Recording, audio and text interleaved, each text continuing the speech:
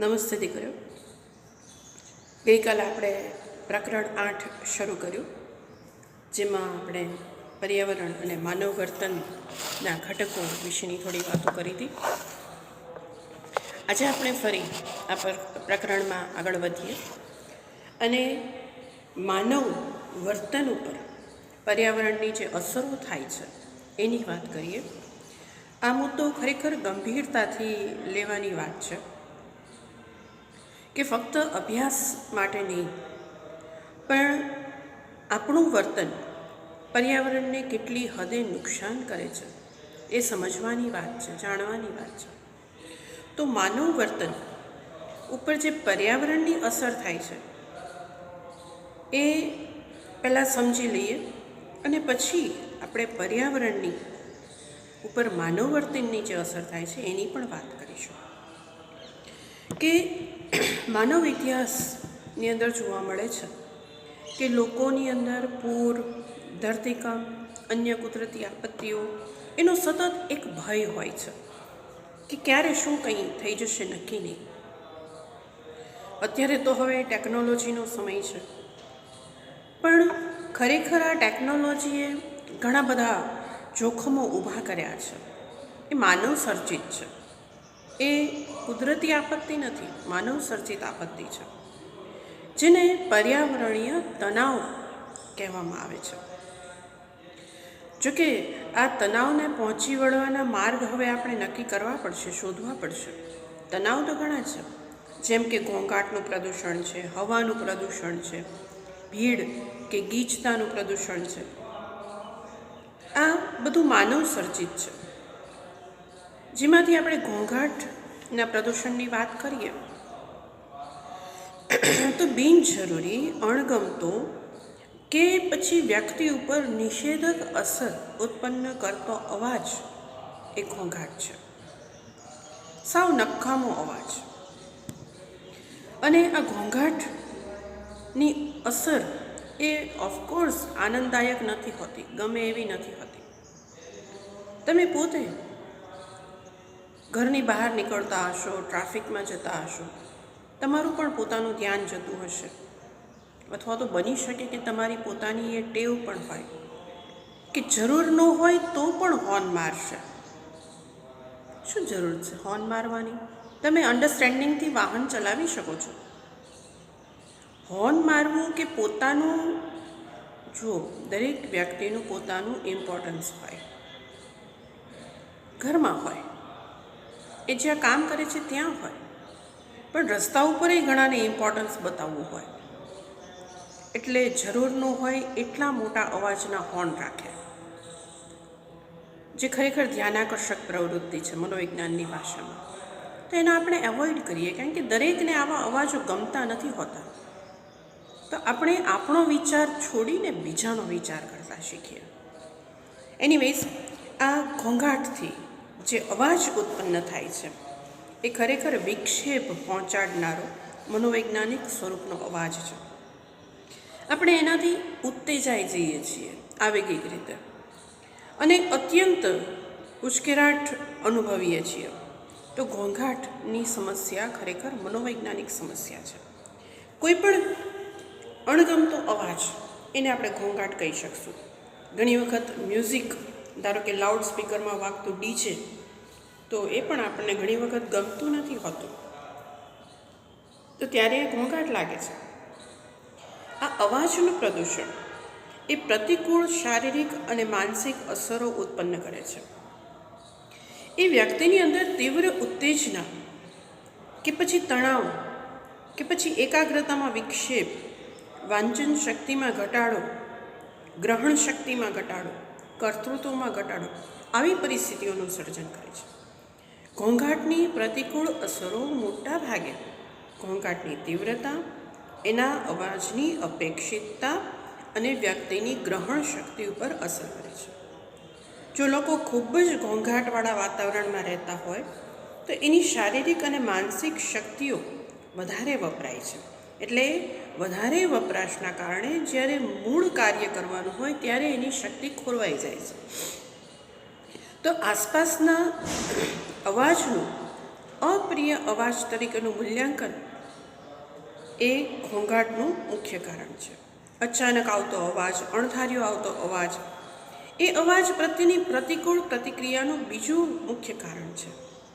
એમ તો સવારે પક્ષીઓનો કલરવ તો હોય છે, પણ એ અપ્રિય નથી, ન ગમે એવું નથી, એ અપેક્ષિત છે, આગાહીક્ષમ છે કે સવાર પડશે તો પક્ષીઓનો અવાજ આવશે.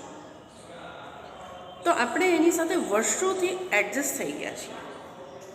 પણ એરપોર્ટ ઉપર કે રેલવે સ્ટેશન ઉપર કે સતત વિમાન કે ટ્રેનની અવરજવર થતી હોય એવા એરિયાથી આપણે હજી સુધી એક પણ રીતે એડજસ્ટ થયા નથી. એટલે ઘણી વખત આવા મોટા અવાજો એ સ્મૃતિલોપ, બહેરાશ, હાઈ બીપી બધાનું કારણ બને છે. આવું જ કંઈક હવાના પ્રદૂષણ સાથે પણ જોડાયેલું છે કે જીવંત વ્યક્તિ માટે જેટલો ખોરાક જરૂરી છે, પાણી જરૂરી છે, એટલી જ હવા જરૂરી છે. જીવવા માટે સ્વચ્છ અને તાજી હવા જોઈએ. જ્યારે કોઈ પણ કારણસર આ હવા પ્રદૂષિત થાય છે ત્યારે સ્વાસ્થ્ય સામેનું જોખમ ઊભું થાય છે. મોટાભાગે માનવ સર્જિત ઘટનાઓથી હવાનું પ્રદૂષણ થતું હોય છે. શહેરો, એની આસપાસના કારખાનાઓ, કારખાનામાંથી નીકળતા ધુમાડાઓ, વાહનોમાંથી નીકળતા ધુમાડાઓ, કોલસી બળતી હોય, તમાકુ બળતું હોય કે પછી હવામાં તરતી રજકણો, આ બધાથી ભારે પ્રદૂષણ થાય છે. અને પરિણામે શહેરની અંદર શ્વાસમાં કાર્બન મોનોક્સાઇડ, નાઇટ્રસ ઓક્સાઇડ અને સલ્ફર ડાયોક્સાઇડ, આ 3 ઝેરી વાયુઓ, એ સીસાનું પણ ઝેરી સંયોજન અહીંયા થતું હોય છે. પરિણામે શ્વસન તંત્રના રોગો થાય છે, ચામડીના રોગો થાય છે, કેન્સર થાય છે, અન્ય બીમારીઓ થાય છે. પહેલાં એવા ઘણા શહેરો હતા કે જ્યાં સ્વચ્છ હવા હતી. હવે એ શહેરો પણ પ્રદૂષણથી મુક્ત રહ્યા નથી. એટલે આવી રીતના હવાનું પ્રદૂષણ પણ છે. એવી જ રીતના ભીડ કે ગીચતાનું પ્રદૂષણ, કે મર્યાદિત જગ્યાની અંદર જ્યારે ઘણા બધા લોકો સાથે રહે છે ત્યારે ભીડનો અનુભવ કરે છે. પ્રાણીઓ ઉપર આવા ભીડના અભ્યાસો કર્યા છે. તો ભીડને કારણે માંદગીનું અને રોગનું પ્રમાણ વધી જાય છે. આપણી પાસે તો એનું ઉદાહરણ છે ને, શ્રેષ્ઠ કે નવરાત્રિ અને દિવાળીના સમયે જે ભીડ ગામમાં ઉમટી, એને લીધે આ કોરોના બહુ ખરાબ અસર આપે છે. તો માનવી પર ગીચતા, ભીડ અંગેના ઘણા બધા અભ્યાસો થયા છે. આ ગીચતા એ માત્ર વૈયક્તિક વર્તન ઉપર જ નહીં, પણ સમાજ જીવનની ગુણવત્તા ઉપર એ અસર કરે છે. દાખલા તરીકે 10x10ની રૂમમાં 7-8 વ્યક્તિઓ રહેતી હોય તો એના આંતરવૈયક્તિક સંબંધો ઉપર એની માઠી અસર થશે. એની પ્રવૃત્તિઓમાં આક્રમકતા જોવા મળશે. મદદ કરવાનું વર્તન ઘટી જાય છે. પીછેહઠના લક્ષણો જોવા મળે છે. તો ભીડને લીધે આવી અસરો થાય છે. ખરેખર ભીડ એ વ્યક્તિલક્ષી રીતે બહુ મોટી સમસ્યા છે. ઘણા બધા સંશોધકો એવું કહે છે કે ભીડને કારણે એક હદે આપણે જકડાઈ ગયા હોઈએ એવો અનુભવ થાય છે. કેટલાક લોકો ભૌતિક ગીચતાને ભીડ તરીકે નથી જોતા. કોઈ એક સ્થળે ઘણા લોકો ભેગા થતા હોય એને ગીચતા, અને એકબીજાની બહુ પાસે હોય, ધક્કામુક્કી થતી હોય, એને ભીડ, એવા 2 શબ્દોનો પ્રયોગ અહીંયા કરવામાં આવે છે.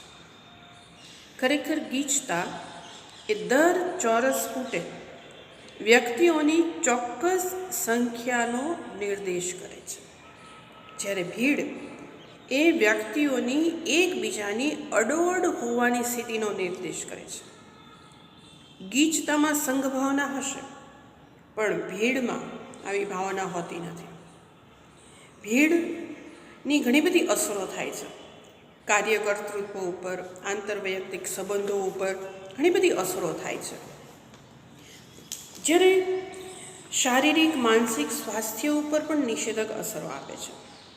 ભીડમાં સામાન્ય રીતે લક્ષ્ય પ્રાપ્તિનો અવરોધ જોવા મળે છે. અનુચિત હસ્તક્ષેપ જોવા મળે છે. ગીચતા એ મોટાભાગે સામાજિક વર્તનને અસર કરે છે. રેલવે સ્ટેશન ઉપર, બસ સ્ટેશન ઉપર, રેલવેના સ્ટેશનના પુલ ઉપર વ્યક્તિ જ્યારે પોતાનો રસ્તો શોધતી હોય છે ત્યારે એને કોઈ જાણ્યું કે અજાણ્યું મળે એ ગમતું નથી. એટલે ગીચતાની પરિસ્થિતિમાં આપણે એકબીજાને મળવાનું ટાળીએ છીએ, આપણે વાતચીત કરવાનું પણ ટાળીએ છીએ. અને ઘણી વખત ધારો કે મળવું જ પડે, વાતચીત કરવી જ પડે તો એ વાતચીત ટૂંકાવી દઈએ છીએ. તો આવી અસરો જોવા મળે છે. તો આ રીતે આપણે આજે માનવ અને પર્યાવરણ, એમાં માનવ વર્તન પર પર્યાવરણની અસરનો અભ્યાસ કર્યો. હવે જ્યારે આપણે ફરીથી મળીશું આવતા અઠવાડિયે, ત્યારે આપણે માનવ વર્તનની પર્યાવરણ પર શું અસર થાય છે એની વાત કરીશું. તો દરેક દીકરીઓને મારા જય માતાજી.